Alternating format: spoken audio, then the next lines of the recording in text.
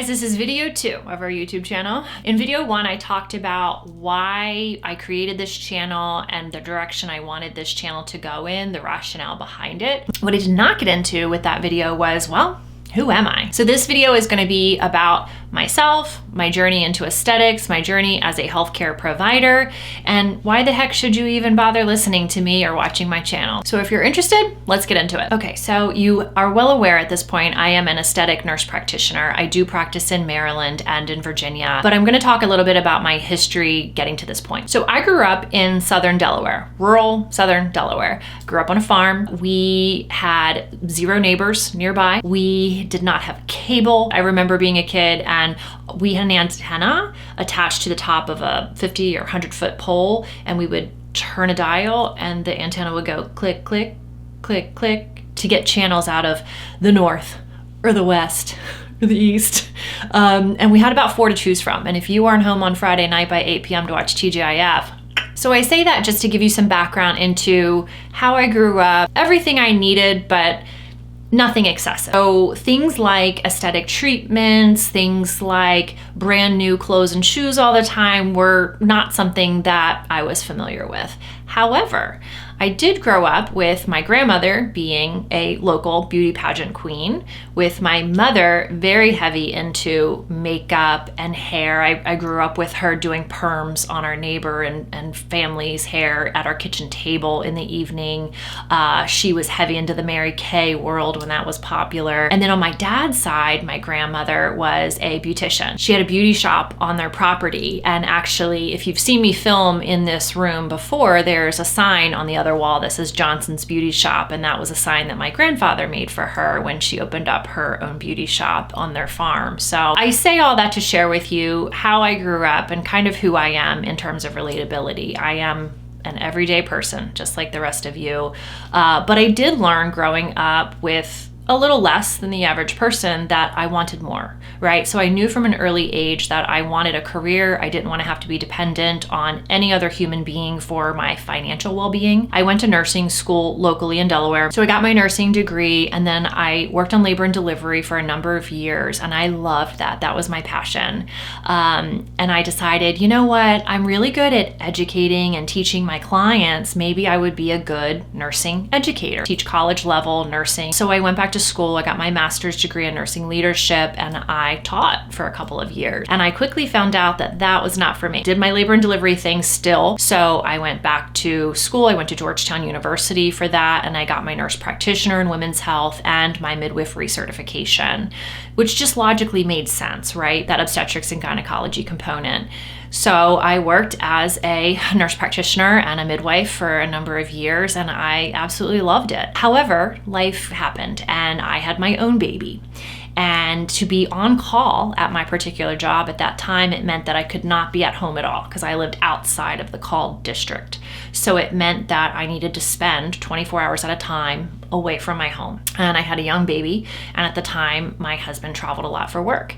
And it just wasn't working with 2 parents who weren't home a lot. So made the decision that I was going to step back from my career that I loved because my son needed stability. And I needed to be able to have a daycare option 9 to 5 while I worked, but then I was home at night. I shifted over to breast surgical oncology because that was the closest thing to still women's health that I could find. And I did that for about 6 years. And I did love that because, again, you develop a relationship with people. They're nervous, they don't know, and you get to be that diagnostic investigator and relieve their fears or confirm some fears. But you're following people along a journey. And so I did love that, but it wasn't ultimately my passion. But I was going through a season of life where I had to put passions to the side and just grind for a little while. My son was young, raising him, all the things that we're all trying to juggle and all the hats we're trying to wear, right?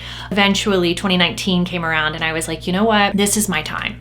I am going to start living for me. I'm going to start doing what I want to do. And so I had known for a few years I wanted to get into aesthetics, but I was terrified. So finally I was like, you know what? I'm going to take some courses on basic Botox and filler injecting. I got all my training and I'm like, yes, now I'm going to go into some clinics and shadow with some experienced injectors and get my foot in the door. And then COVID hit. And so no one was allowing students to come in or shadow experiences, and clients didn't even want to go into offices at that point in time. So I had to pivot. I opened up my own mobile aesthetics practice. I started going into people's homes and doing, Botox injections, all the things. And in hindsight, it terrifies me because I was a baby injector, but it was also fantastic because you just have to get your feet wet and learn. You can't play it safe all the time. You got to do. You got to learn, you got to make mistakes, you got to grow. So I did that while I was still a full-time oncology NP. And eventually I also got my foot in the door at a med spa and I injected there. So at one point in time, I was a full-time oncology NP, my mobile aesthetics business on the side, and working at a med spa on the side, working about 80 to 90 hours a week. Then I finally landed a job that was just full-time aesthetics. I did that for a few years and I was so in love with my job. I felt like I have finally found what I meant to do. I'm good at this. And I've always heard people say, when you do what you love, you never work a day in your life. And I was always kind of like, it's still work. But with this, I truly feel that way. I have a great time every day. I'm developing relationships with clients, and I get the privilege of making people feel confident about themselves. They are choosing to come see me, not because they have to, they're scared, this is a pivotal time in their life. They are choosing to step through this door because they want to feel a little bit more confident about something. And I can provide them with the tools in the shed that can offer that. So it has been an absolute privilege to be able to do this job. In the last year, I pivoted and I switched practices that I was at. I now have the privilege of working for a company called Skin Spirit, which is a nationwide company for aesthetics. And here's why I chose them. They are heavily invested in their providers. They want their providers to be the best of the best, the elite, highly trained and educated, offering only treatments that are tested by a medical advisory committee, known to be safe, known to be efficacious, and known to have real results. So that resonated with who I am as a person. I want to be the best. I'm always training, always learning. I want to be on the cutting edge of what's new, but I also want to only offer things that I know are tested, safe, and appropriate. Now, Skin Spirit is very well known on the West Coast because that's where they originated, but they are now making a name for themselves on the East Coast with new locations popping up all the time.